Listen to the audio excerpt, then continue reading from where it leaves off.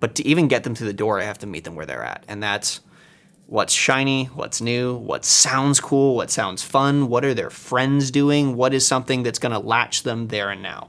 So when we're recruiting, we're really emphasizing on look at the cool sounds this instrument can make. Man, isn't this instrument big? Man, isn't that a really high sound?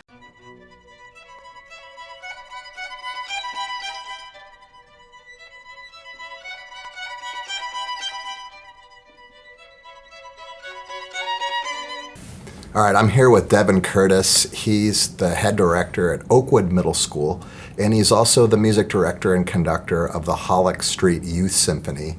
Today we're going to talk about recruitment, different ideas from a practical standpoint and from an academic standpoint. So we'll just get into it right now. A lot of my content is technically driven. Right. You know, like how do you teach this piece or how do you do that? Mm-hmm. So the goal of a lot of these conversations that I'm having with people is to address the value side of it and to understand the why of what we're doing it, the why of why the students are doing it, why the parents are wanting to support it, why the community is wanting to support it, et cetera. Would you say like another value, like if you're trying to expose the students to something more like I guess pure, you know, the musical experience. Like the aesthetic side of it. Would you say that like the value beneath fun, like first of all, if that's not fun, forget it. So maybe like slide in the next value underneath is maybe like curiosity, or what value do you think that you can? I think there's a sense. I think curiosity is a good word for it. I think the word I would prefer is a sense of wonder. Okay. I want to expose them to things that give them that wow factor. Yeah. Like, whoa. That's my favorite part about teaching beginners too, is like every day they open up their instrument, it's like Christmas morning, you know, they're just opening a present and they're like, wow, I get to play. Yeah, it's brilliantly exciting, and that's my favorite part about, like, don't get me wrong, there's all sorts of like mundane minutia that you get caught up in, or you think you get caught up in here's how we set the case on the floor, and here's how we unzip the case, and we know that that's important for the protection of the instrument and their continued participation. And when you do it year after year after year, it's easy to kind of get jaded about it and be like, okay, I have to go through the rigmarole of doing the cases. But for them, it's the first time. For them, the sound of that zipper, that latch, that flap, like opening, it's magic. It's like tinsel on a tree, like for the Christmas analogy. And when they open it up, there might as well be a shining light. It goes, oh, when the case opens for them, because it's just so new and exciting, and it looks weird, and it has a cool shape to it, and it looks expensive and shiny, and it makes sound. When it comes to performing, especially the very first concert that students play, the data shows that if the parent can't see their student play on the first concert, that they are 3 times more likely to quit.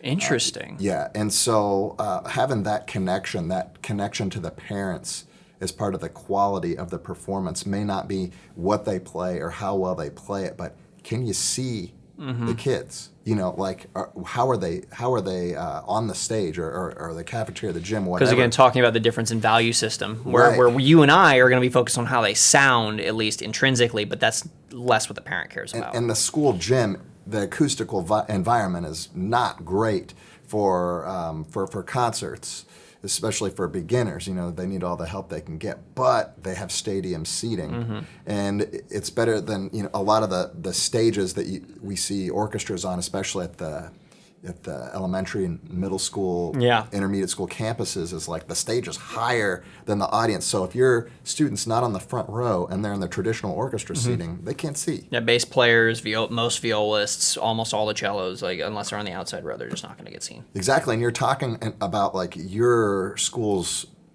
recruitment demographic and having a weakness in basses and in violas. Could that be a factor? I think it definitely could be. I've never examined the data in that way, but I think it could be. Because you're getting a lot of violinists, right? Always. So that's this half of the orchestra. And you're getting a lot of cellists. That's this half of the orchestra. And then the inner voices. I can also probably sit there and look at the two cellos YouTube channel and probably be like, they might have had something to do with it. Kudos to them. Maybe so. But just maybe rethinking the way you present it to the students, maybe not have them all play at the same time, but having them get up so they can all stand in a row and play something. Okay, let's have this next group get up. I feel like you can say something has value, but has different kinds of value in different contexts. I don't think it's this absolute mutually exclusive thing that it only has this much value in all contexts. Art music is phenomenal. It's something that's beautiful to listen to, and if it's something you're into and you're at that ability level, it's incredibly satisfying to play. But again, all this is coming back to, for me, that's all incredibly satisfying and beautiful for me. Doesn't mean that's what it is for the kids. But as far as your kids go, they're not impressed by that. They'd be way more impressed with playing that 5-1 VeggieTales line that you were talking about earlier. Yeah, apparently.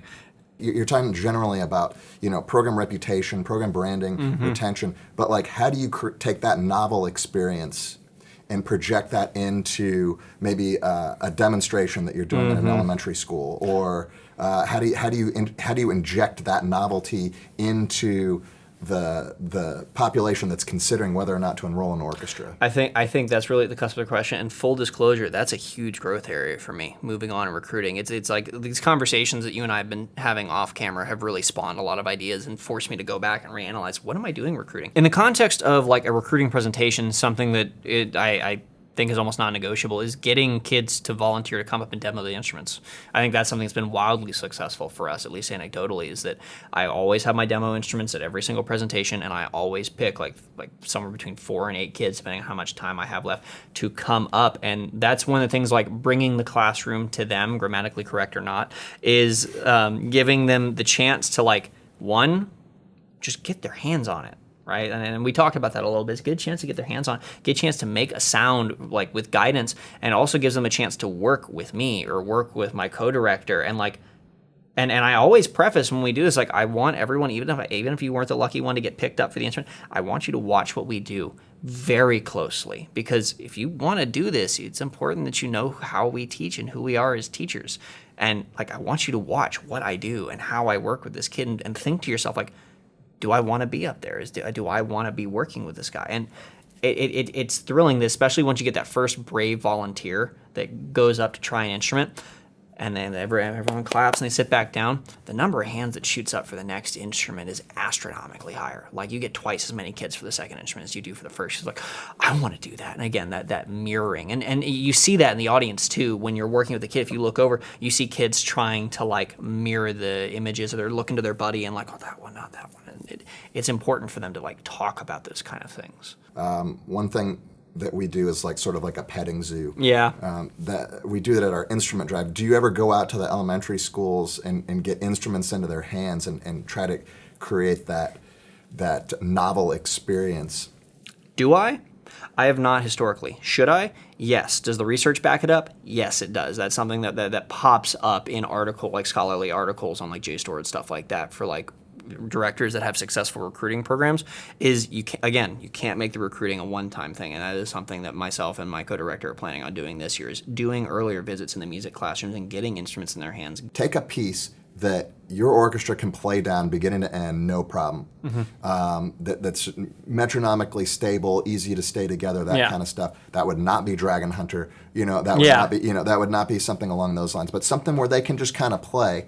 And I would pick some students out from the audience, and I would have them come up and conduct, learning how to use a baton. And the idea isn't okay, well, you're going to end up being a conductor, but it's physical, right? It gets them physically moving along and conducting the group. And then when you look out into the audience, you'll see kids pantomiming, you'll see them conducting along, and again, you're seeing those those mirror neurons, and then they're going to start taking on that stuff. So what kind of presentation can you give them to where they start to emulate behaviors and they start to see themselves in that group? Something that you can do. At my school with Oakwoods Open House, I'm really fortunate that I have so much of my community that goes out of their way to come visit my classroom.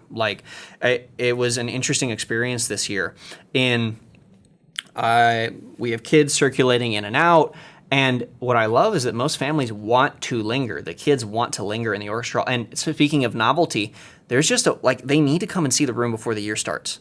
There's a wow factor to that. There's very few kids that are going to have an experience of coming into something that isn't a gymnasium that has this, for their body size, this, man, this is a big room. And there's something about that. There's an awe involved in that kind of clinches them to a second, and they want to linger and they want to look around. It's like, oh, look at all these instruments on the racks, and like, yeah, and you're gonna have a cubby with your name on it. You make it personal. It's like, oh, what instrument did you pick this year? Viola, cool. You're gonna have a cubby on this rack. Like, you're gonna come in day one. It has your name. Your name is gonna be right there, waiting for you. Day one when we tear into these instruments. Yeah, something interesting I've seen, kind of along the similar lines in some of like the articles, is programs that are successful for recruiting. Many of them do some sort of orchestra parent night, where essentially it's not an open house, it's an open invite, and they have instruments set out, and the parents come in and get like a 1 hour crash course. It's like, all right, you're a beginner, let's go. And giving them the chance to experience what their kids experience and see the value, the excitement, the novelty, like the fellowship. I guess when we're talking academic pursuits, are incredibly recent as far as the broad spectrum goes. These are only discussions and insights I've been looking into in the last year and a half, which all things considered is not a very long time. So these are adaptations we're looking at making moving forward into next year and the years beyond that. Well, this has been a great conversation. Devon, I appreciate you coming on, and I appreciate you watching. If you want to continue the conversation down in the comment section, I encourage you to drop a comment. What have you done in your recruitment that's been successful? What tips can you give that you think that other people can benefit from? And also, don't forget to share this content with others. Help us spread the content out. Help us continue the conversation, get this stuff going. Because again, we want you to be a part of that hero arc. We want you to be successful in your program, and because orchestra can, even as a director, can take you to some pretty great places. So, thank you for watching, and we'll see you next time. Thanks, folks.